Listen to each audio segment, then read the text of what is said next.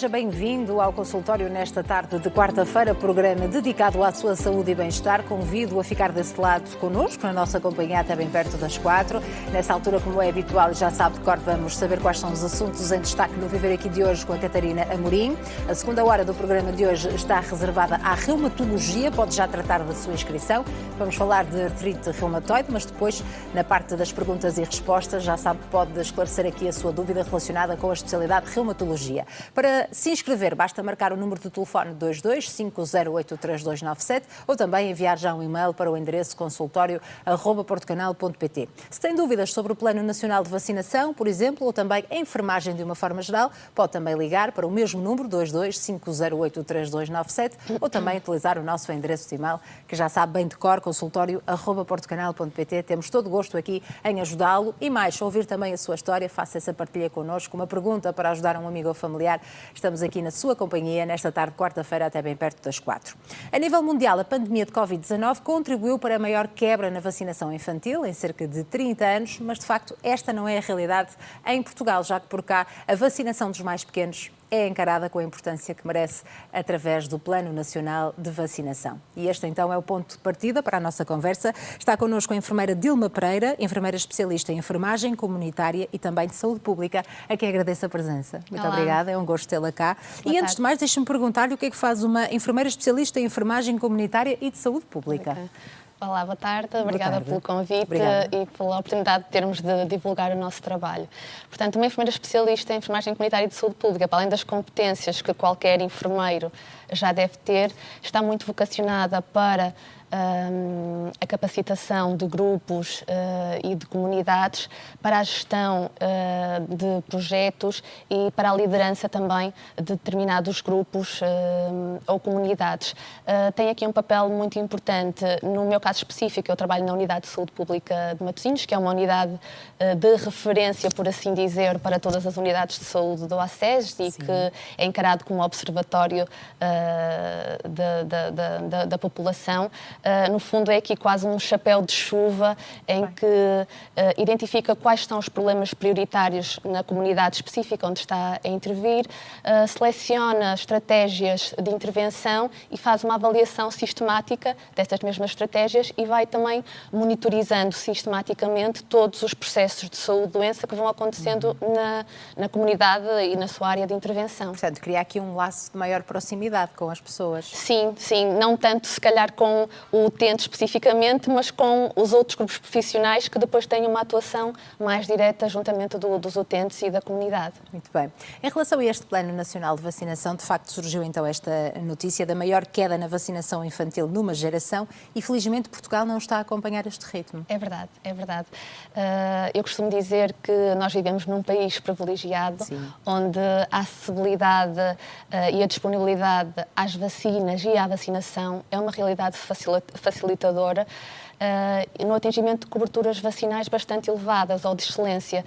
Posso dizer que as nossas coberturas vacinais para a população infantil, e quando falo de população infantil, essencialmente estamos a falar desde a nascença até aos 18 anos, está acima dos 95% e em algumas cortes de nascimento acima dos 98%. Portanto, é um valor muito bom, muito positivo. Este valor também vai de encontro aos valores da região norte e aos valores nacionais.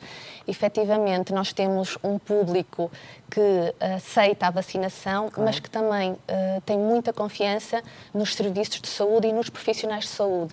E esta questão da confiança é um grande problema em termos de saúde pública mundial e é uma das grandes preocupações da Organização Mundial de Saúde.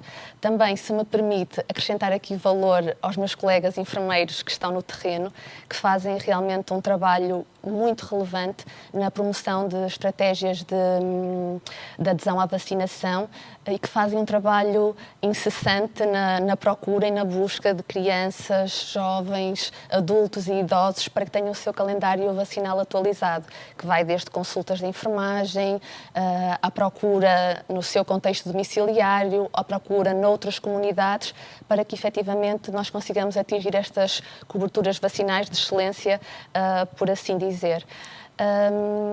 Também é importante referir que sei que estamos numa fase em que os mídia, as redes sociais nos têm falado muito de movimentos anti-vacinação e de alguma preocupação relativamente à vacinação, mas de facto a vacinação foi a responsável por modificar o panorama das doenças em Portugal e no mundo, não é? Já vacinamos há muitos anos, há alguns séculos até atrás. A vacinação começa assim na sua experimentação científica com um médico inglês, o Edward Jenner, que faz as primeiras experimentações, e foi por causa destas primeiras experimentações deste médico inglês que nós conseguimos uma vacina eficaz para a varíola. A varíola foi uma doença que dizimou milhares e milhares de populações ao longo de toda a história, e por isso, a partir daqui, iniciou-se, ou desta fase, iniciou a grande era da vacinação. Claro. E houve então Portugal. uma grande evolução também. Sem dúvida, exatamente. sem dúvida. E isso significa, e este número muito positivo, significa que os pais reconhecem a importância de vacinar os seus filhos, certo. não é? Reconhecem... E já não é só o querer vacinar porque sim, querem saber também como é que funciona aquela vacina, sem mais dúvida, pormenores. cada vez mais, também porque o acesso à informação está cada vez mais fácil, claro. disponível, cada vez mais as pessoas procuram informação. E isso tem os dois lados da moeda, não é? Se por um lado é ótimo, porque as pessoas querem tomar uma decisão devidamente fundamentada, informada, por outro lado, nem sempre a informação que procuram é a informação credível ou aquela que é mais fundamentada. E aqui os profissionais de saúde também detêm um papel fundamental, porque ainda são estes que são reconhecidos como a principal fonte de informação, ainda que haja outras fontes de informação disponíveis, ainda são os profissionais de saúde que são aquela figura-chave. Claro. Portanto, estes devem ser detentores de informação baseada em evidência científica, cada vez mais, e é muito importante, se eles tiverem uma intervenção dirigida àquela pessoa, às dúvidas específicas daquela pessoa, porque as dúvidas são sempre muito heterogéneas, a dúvida de um não é a dúvida da outra pessoa, para termos uma intervenção também muito dirigida àquela situação específica. E depois, para as pessoas que, para além daquilo que o profissional de saúde lhe dá em termos de informação, também precisa ou tem curiosidade em adquirir mais informação, então claro. sim consultar fontes de informação credíveis. Por exemplo, aqui a nível nacional, a DGS é um ótimo recurso em termos de fonte de informação, o portal do SNS, e depois temos outras organizações, como a Organização Mundial de Saúde, ou o CDC, o Centro de Controlo das Doenças, que também têm uma série de informação muito robusta e credível para que realmente as pessoas possam tomar uma decisão fundamentada. E faz parte dessas questões dos pais perguntar, por exemplo, esta vacina é segura para o meu filho? Sim. Sou enfermeira, como é que me garante que esta vacina é segura? Certo. Essa é uma dúvida muito frequente. Muito frequente, principalmente quando existe uma formulação nova, uma vacina que é introduzida recentemente no Programa Nacional de Vacinação, a vacinação contra a Covid-19, que foi também que mais recente, não é? Que esteve aqui no escrutínio da população. Sim, normalmente essa dúvida surge. Dizer que as vacinas efetivamente são seguras. As vacinas, até serem colocadas no mercado, elas passam por uma série de etapas, claro. E questões de qualidade, de eficácia, são alvo de muita atenção e controle. E mesmo quando a vacina já está cá fora, ela é constantemente monitorizada. E por isso é muito importante que sempre que haja uma reação adversa, alguma situação que seja diferente daquilo que é o expectável, enquanto reações secundárias à vacinação, que sejam devidamente documentadas. Quais são essas reações, não aquelas típicas da febre, o pico febril, não é? Que conhecemos, certo. Ou o caroço na zona da... Exatamente, sim, essas são da picada, aquela que nós todos sim. conhecemos. Quais são essas reações a que os pais podem estar atentos? São reações mais raras. Aliás, o que está documentado no Programa Nacional de Vacinação é que as reações adversas graves comprovadamente associadas à vacinação são uma em 1 milhão de vacinas administradas. Raras, portanto, são muito raras. Portanto, qualquer reação que seja muito exacerbada, uma febre que se prolonga durante alguns dias, aparecimento de gânglios em zonas do corpo, que normalmente pode ser expectável nos primeiros 2, 3 dias após a toma de uma determinada vacina, mas não é expectável que se possam prolongar no tempo durante muito tempo. Portanto, qualquer sintoma que possa, de alguma forma, fugir àquilo que é expectável e que se prolongue no tempo, então aí deve ser alvo de investigação para ver, pode estar associado à vacinação ou não, mas é importante investigar. E como é que se deve preparar também o bebê para essas vacinas? Portanto, é desde que nascem, não é? É Ainda isso. recém-nascidos. É mito ou é verdade que deve tomar, por exemplo, o Benuron antes da vacina? Sei que esta é uma pergunta também muito comum, sim. não é? Sim, relativamente a essa indicação, o PNV é muito claro. Não recomenda, por rotina, a administração do paracetamol, uma vez que ele pode ter alguma interferência na resposta imunitária à vacina. Recomenda, sim, a administração do analgésico, se eventualmente a criança desenvolver sintomas pós-vacinais, tem a febre, está muito, se for uma criança muito pequenina, um bebê, não sabe dizer que dói, mas provavelmente está mais queixoso, está mais irritado, chora mais vezes, pode estar mais prostrado, então pode ser então administrado, mas não preventivamente. Há apenas uma única vacina, que foi agora ou mais recentemente introduzida no PNV, que é a vacina contra a doença meningocócica do tipo B, que essa sim, pelo tipo de reação que é mais frequente, a reação local, eventualmente o aparecimento de febre, recomenda a administração antecipada do paracetamol. Mas para as outras vacinas do PNV, não, apenas como adjuvante, não é? Se caso surja a temperatura elevada, a febre ou a dor associada à vacinação. E normalmente este dia de vacinas para os pais ou para quem acompanha o bebê é sempre um dia de muita tensão, não é? Sim, acho que Porque sim. já sabem que vão ver ali aquela criança a chorar sim. e a sofrer. Embora que eu costumo dizer que na altura, ali entre o primeiro ano de vida, é a melhor altura de vacinar. Efetivamente os bebés fazem muitas vacinas. O PNV diz que o primeiro ano de vida é uma altura crucial para se cumprir o calendário vacinal conforme está preconizado, porque também é uma altura em que vai haver o melhor desenvolvimento de uma resposta imunitária eficaz. Portanto, é mesmo referido que deve ser cumprido escrupulosamente, sem atrasos.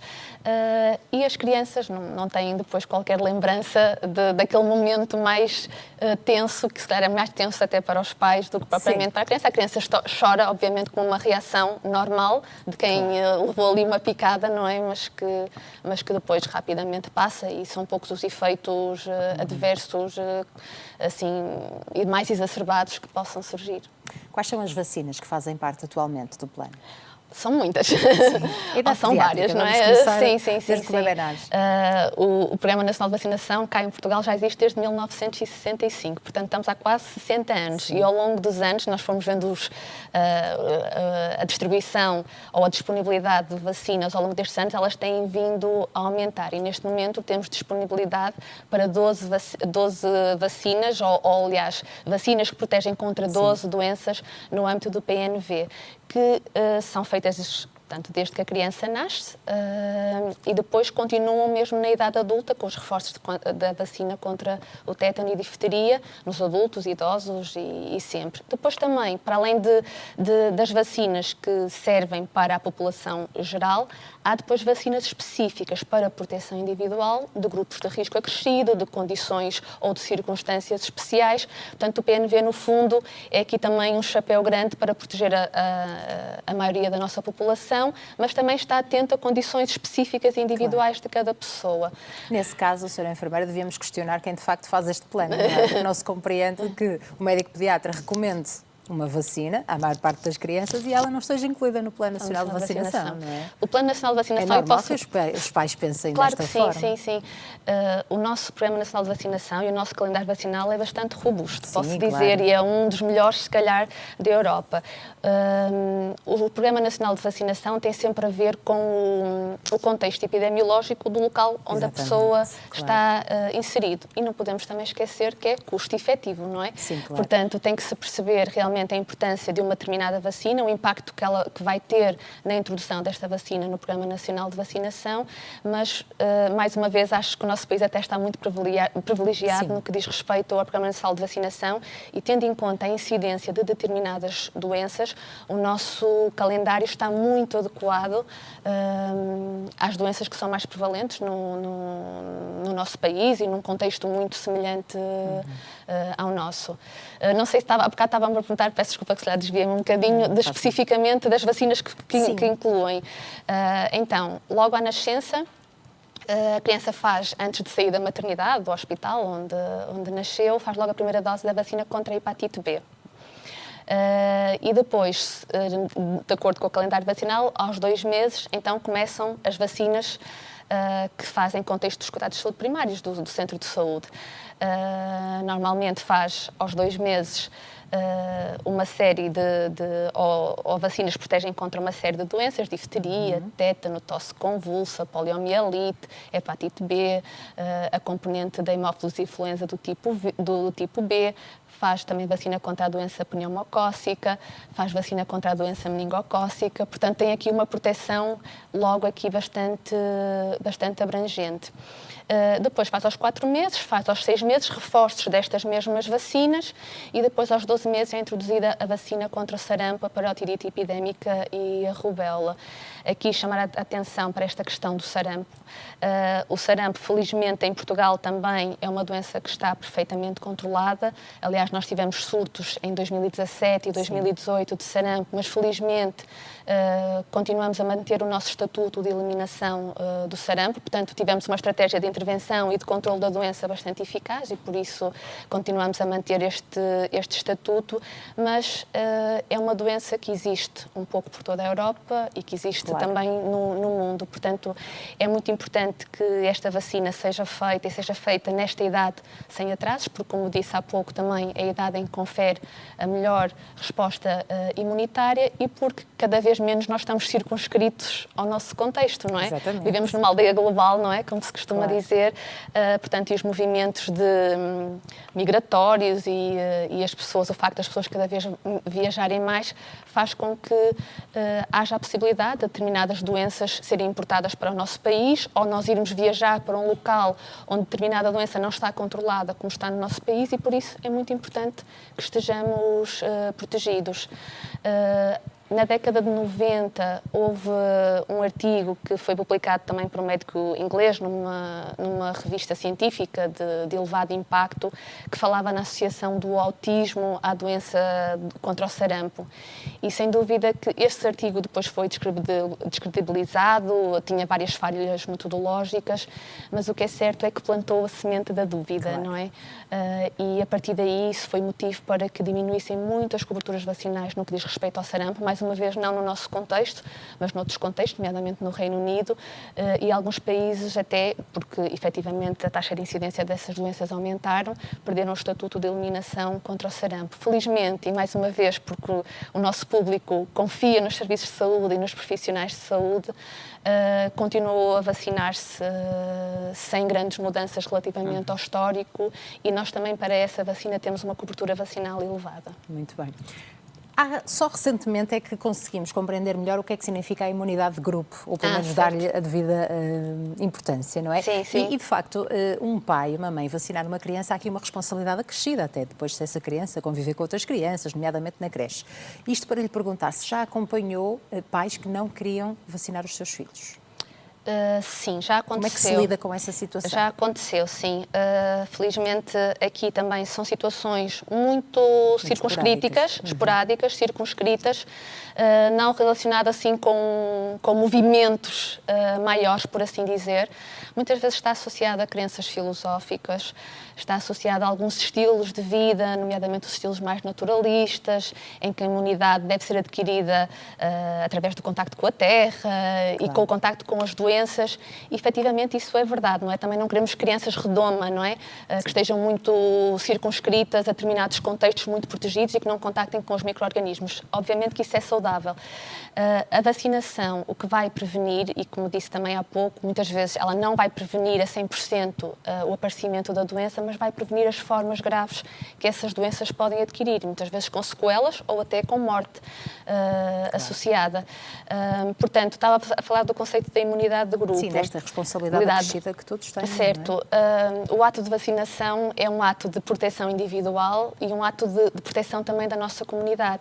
Porquê? Quando nós estamos a vacinar uma criança, um adulto, estamos, à partida, a conferir-lhe proteção e estamos a prevenir ou a diminuir a probabilidade dela vir a ter doença, não é? E se vier a ter doença, provavelmente estamos a falar de uma forma mais ligeira, sem grandes complicações associadas.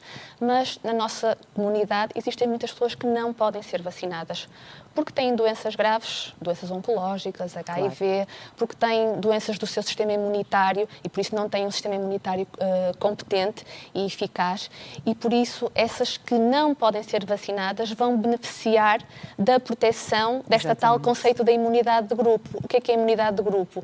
É quando nós temos percentagens ou coberturas vacinais muito elevadas, e quando eu falo muito elevadas estamos a falar acima dos 95%, nós vamos inibir condições naquela comunidade onde estamos inseridos de um determinado micro-organismo se desenvolver. Então, as pessoas que não estão vacinadas, elas vão beneficiar desta proteção de grupo, que se aplica à maioria das vacinas do nosso Programa Nacional de Vacinação. A única vacina que não tem, ou a única doença que não tem imunidade de grupo é o tétano. Portanto, é preciso a proteção individual. Cada um de nós, para se proteger da doença, tem de estar vacinado. O facto de nesta sala estarem todos vacinados não me protege a mim se eu não estiver vacinada contra o tétano. Acho que conseguimos perceber todos um bocadinho melhor depois do que aconteceu aqui com a pandemia da Covid-19, certo, não é? Sem dúvida. E em tempo recorde a criação da vacina e a importância da vacina, acho que conseguimos compreender um bocadinho melhor esta realidade. E em relação precisamente à Covid-19, surgiram algumas dúvidas no início sobre se devíamos ou não vacinar as nossas crianças. Já não existem essas dúvidas? Acho que vão existindo pontualmente. Sim. É normal que haja. Estávamos a falar de uma vacina nova, uma vacina que foi feita em tempo recorde, não é? Sim. Mas todas as etapas, e mais uma vez confirmando que as vacinas são seguras, todas as etapas que é pressuposto acontecerem antes de realmente uma vacina ser colocada no mercado foram na mesma cumpridas, só em tempo um bocadinho mais condensado. Efetivamente, também para a vacina Covid-19 e nas crianças e nos adultos, foi também e é considerada uma vacina segura. Aliás, as reações que estão documentadas de reações adversas também são muito as reações típicas, a reação local, a febre, mas temos muito pouco documentado de reações mais exuberantes ou até questões mais graves. Efetivamente, esta vacina, porque esteve e está ainda no escrutínio de toda a população, o número de reações documentadas foi muito maior do que para as outras vacinas do PNV, mas as pessoas também estavam muito mais despertas e atentas a qualquer sinal. Ainda assim, dizer que nós temos coberturas vacinais também bastante razoáveis para a vacinação contra a Covid-19. Por acaso, ontem estive a fazer a extração até desses dados para poder trazer aqui. Nós temos para a nossa população entre os 5 e os 18 anos, não é? A nossa população considerada pediátrica, temos uma cobertura vacinal para a primeira dose de mais de 70% e uma cobertura vacinal para a segunda dose de mais de 50%. Portanto, temos positiva, passamos no teste. Muito bem. Portanto, nota positiva para nós, nesse sentido. Senhora Enfermeira, foi um gosto tê-la aqui no consultório. Muito obrigada. Vamos fazer um curtíssimo intervalo, ouvir as dúvidas dos nossos telespectadores e agradeço imenso esta partilha de conhecimento e informação. Muito obrigada, também agradeço. Ora, portanto, o número de telefone para as inscrições é o 225083297, portanto, 225083297. Se tem dúvidas relacionadas com o Plano Nacional de Vacinação, vacinação de uma forma geral ou também dúvidas relacionadas com a enfermagem, pode colocar a sua questão aqui em direto no consultório 225083297, o número de telefone que está disponível, ou também enviar a sua pergunta para o endereço de e-mail consultório@portocanal.pt, partilhar connosco a sua história, fazer uma partilha, uma pergunta, como disse há pouco também, para ajudar um amigo, um familiar, estamos aqui disponíveis. Vamos só fazer um curtíssimo intervalo, estamos de regresso com a sua participação nesta tarde de quarta-feira. Até já.